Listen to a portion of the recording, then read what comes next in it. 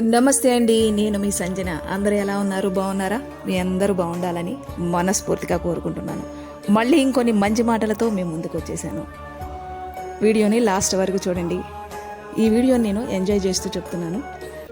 అత్తలేని కోడలు తమురాలు, ఓయమ్మో కోడలేని ఎత్త గుణవంతురాలు.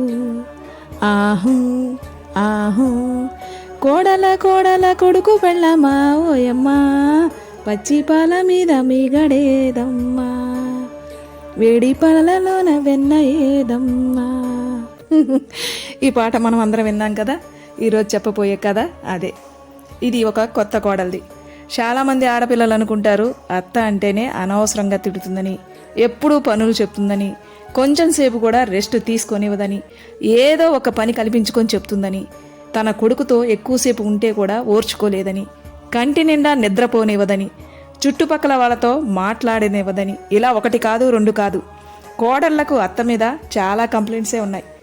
అత్త అంటేనే ఇలా ఉంటుందనే స్టాంపు పడిపోయింది వాళ్ళ మైండ్లో. ఇక కథలోకి వచ్చేద్దాం. కొత్తగా వచ్చిన కోడలికి తన అత్త ఏం చెప్పినా నెగిటివ్గానే ఉంటుంది. అత్త తన అనుభవంతో ముందు జాగ్రత్త కోసమని ఏం చెబుతున్నా ఈ కోడలికి పెద్ద తలనొప్పిగా ఉంటుంది. ఎందుకంటే అత్త అంటేనే నెగిటివ్ ఆలోచనతో ఆల్రెడీ మైండ్లో ఫిక్స్ అయిపోయి ఉండడం వల్ల తన భర్తతో అంటుంది, మనం ఈ ఇంటి నుంచి సపరేట్గా వెళ్ళి కాపురం పెడదాం, రెంట్కు డబుల్ బెడ్రూమ్ తీసుకొని హ్యాపీగా ఉందాం, మీ అమ్మతో నేను పడలేకపోతున్నా అంటుంది. భర్త అంటాడు, మా అమ్మ చెప్పేవన్నీ కరెక్టే, ఆమె చెప్పినట్టుగా విను అని భర్త అనడంతో భర్త కూడా అమ్మ పక్షానే మాట్లాడుతున్నాడని ఒకరోజు కోడలు ఇంట్లో పెద్ద గొడవపడి తన పుట్టింటికి వచ్చేస్తుంది. తన తండ్రి ఆయుర్వేద డాక్టర్, వనమూలికలతో ఆయుర్వేద మందులు తయారు చేస్తూ ఉంటాడు. వెంటనే కూతురు నాన్న దగ్గరికి వెళ్ళి, నాన్న నేను మా అత్తగారితో పడలేకపోతున్నాను, మా అత్తని చంపడానికి ఏదైనా విషయం ఇవ్వు నాన్న, తను పోతే నా కాపురం చల్లగా ఉంటుంది, నా జీవితం అంతా అత్త ఇంట్లో నా వల్ల కాదు ఉండడం, తనని ఎలాగైనా సరే వదిలించుకోవాలి అంటుంది. ఎలా అమ్మా అలా అయితే? నీకు విషం ఎలా ఇవ్వమంటావు? తిని చనిపోయిద్ది, పోలీసులు వస్తారు, ఎంక్వైరీ చేసి నిన్ను అరెస్ట్ చేస్తారు, విషం ఇచ్చిన నన్ను అరెస్ట్ చేస్తారు, ఫ్యామిలీ అంతా సర్వనాశనం అవుతుంది అని అంటాడు తండ్రి. మరెలా నాన్న, ఇలా ఎన్ని సంవత్సరాలు తనతో నేనుండాలి, దీనికి పరిష్కారమే లేదా అంటుంది కూతురు. దానికి తండ్రి, సరే అమ్మా ఒక పని చేద్దాం, వేరే ఒక మందు ఇస్తాను, ఆ మందు కొంచెం కొంచెంగా ఫలితాన్ని ఇస్తుంది, సరిగ్గా 6 నెలలకు మీ అత్త వీక్ అయిపోయి రోగంతో చనిపోయింది, ఇప్పుడు ఎవరికీ కూడా తెలియదు ఏ కారణంతో చనిపోయిందో. అలాగే ఈ 6 నెలల్లో నీ వ్యవహారం మార్చుకో, ఆవిడతో ప్రేమగా ఉండు, ఆవిడ మాట విను, ఆవిడ చెప్పినట్లు చెయ్యి, ఎందుకంటే చావు తర్వాత అనుమానం నీ మీదకి రాకుండా ఉంటుంది అంటాడు తండ్రి. తన తండ్రి చెప్పిన ఐడియా ఏదో బాగుందనుకొని ఆ విషపు పౌడర్ పొట్లాల మందును తీసుకొని అత్తగారింటికి వెళ్తుంది. రోజు భోజనంలో అత్తకి కొంచెం పౌడర్ కలుపుతూ ఉంటుంది. అత్తతో మునుపటి కంటే చాలా ప్రేమతో మాట్లాడుతుంది. చెప్పిన పనులల్లా ఆలస్యం చేయకుండా చక్కగా చేసేస్తుంది. బిహేవియర్లో చేంజ్ వచ్చేసింది. అత్తయ్య ఏం చెప్పినా ఎటువంటి రియాక్షన్ లేకుండా పని చేసేస్తుంది.